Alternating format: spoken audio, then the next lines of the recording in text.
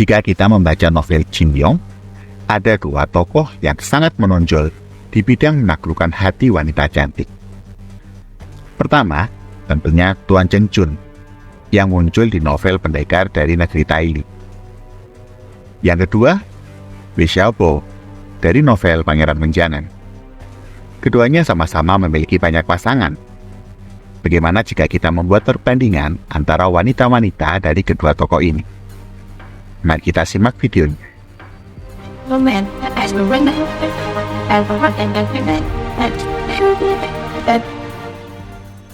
Pertama, Tao Paifeng dan Putri Jianing.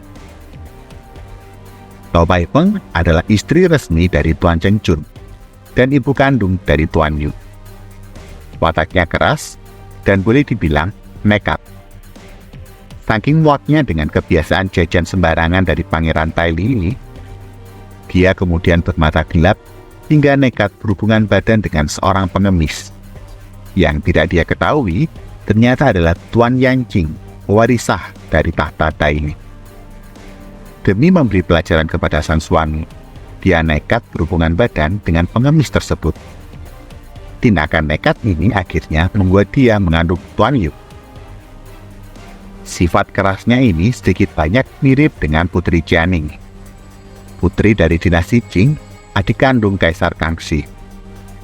Jianing juga punya sifat keras, nekat, dan sebenarnya paling kelihatan yang tidak suka kalau Wei Xiaobo mencintai orang lain selain dirinya.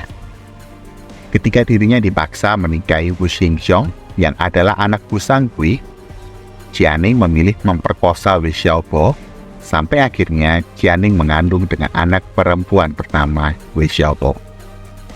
Mungkin yang tidak mirip antara Jianing dan Tao Paifeng adalah sifat sadistik. Untuk yang satu ini, Jianing mungkin lebih mirip seperti Kang Min, salah satu kekasih gelap dari Tuan Cheng Chun. 2. Jin Hongmian dan Fang Yi. Jin Hongmian digambarkan sebagai kekasih Tuan Cheng Chun yang paling temperamental, galak, ketus, judes, jutek.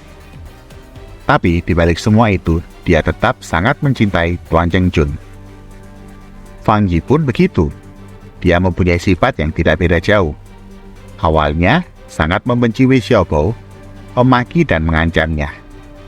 Namun toh akhirnya, luluh juga di pelukan Wei Xiaobo. Ketiga, Kan Taopao dan Wu Jianping.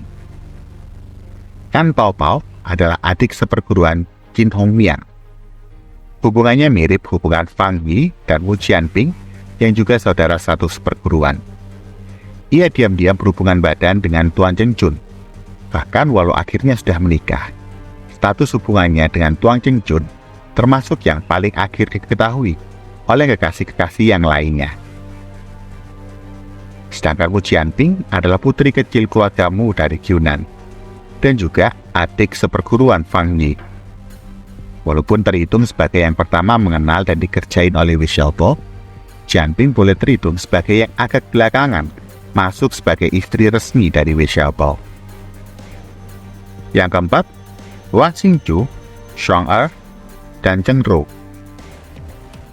Wang Xingju digambarkan sebagai kekasih Tuan Cheng Chun yang paling lembut dan lapang dada. Dia termasuk sangat ramah kepada kekasih-kekasih Tuan Cheng Chun yang lainnya.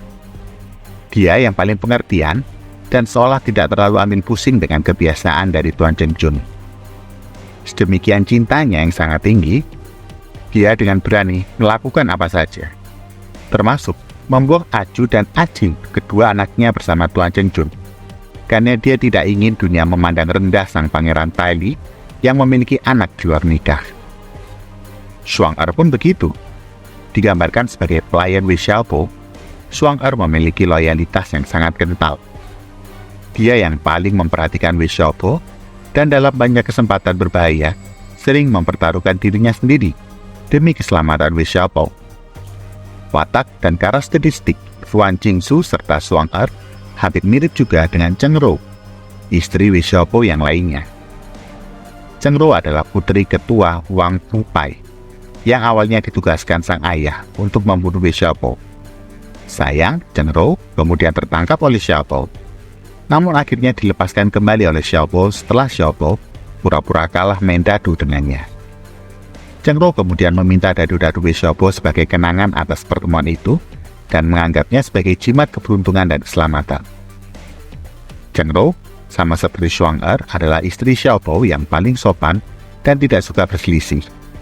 Mungkin karena dia memiliki wawasan yang cukup baik dan sangat terpelajar. Kelima, Li Qingluo atau Nyonya Wang dan Ake.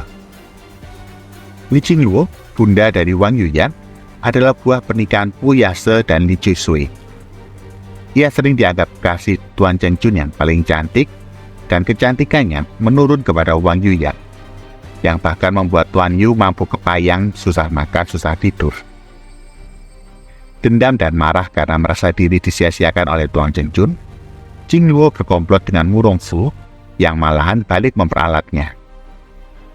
Ake, di lain pihak, juga dianggap sebagai istri Wei Xiaobo yang paling cantik. Gadis malang ini adalah putri hasil hubungan Li Zhizhen dan Chen Yuanyuan, yang waktu itu kecantikannya dianggap setara seperti Diao Chan, Shi Shi, atau Yang Guifei.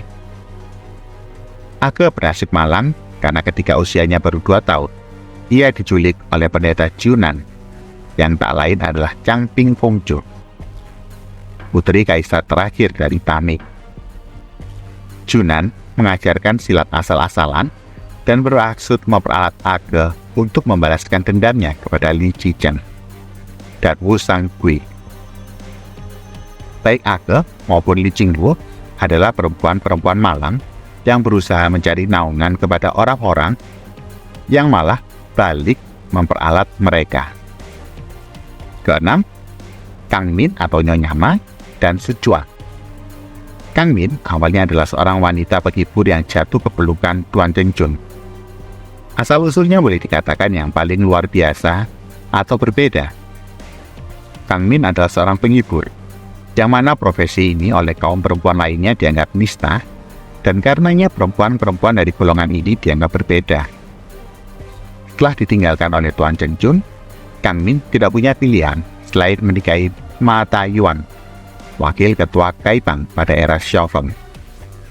Belakangan, didorong kebencian atas penolakan-penolakan Xiaofeng, Kang Min memperalat Pai Shijing untuk membunuh suaminya sendiri, dan dari situ mulai melancarkan serangan rangkaian keji untuk menghancurkan karir Xiaofeng, yang pada puncaknya mengakibatkan Xiaofeng salah membunuh kekasihnya sendiri, Aco. Kang Min berwatak sangat licik, ambisius, dan pendengki. Su Quan sebenarnya secara sifat tidak sama dengan Kang Min, tapi yang mau ditekankan di sini hanyalah sementara istri-istri Wei Xiaobo lainnya memiliki latar belakang yang bisa dibilang umum, Su Quan bisa dianggap berbeda. Dia berasal dari Shenlong Jiao, salah satu organisasi rahasia dunia persilatan pada masa itu.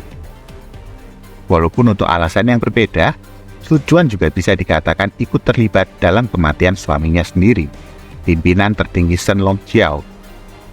Sebagai tambahan, Kang Min yang kejam akhirnya menggugurkan kandungannya sendiri. Di lain tempat, Su Quan juga hampir punya pikiran melakukan hal yang sama, karena mengira Xiaobo tak akan bertanggung jawab dan takut akan murka ketua Shenlong Jiao.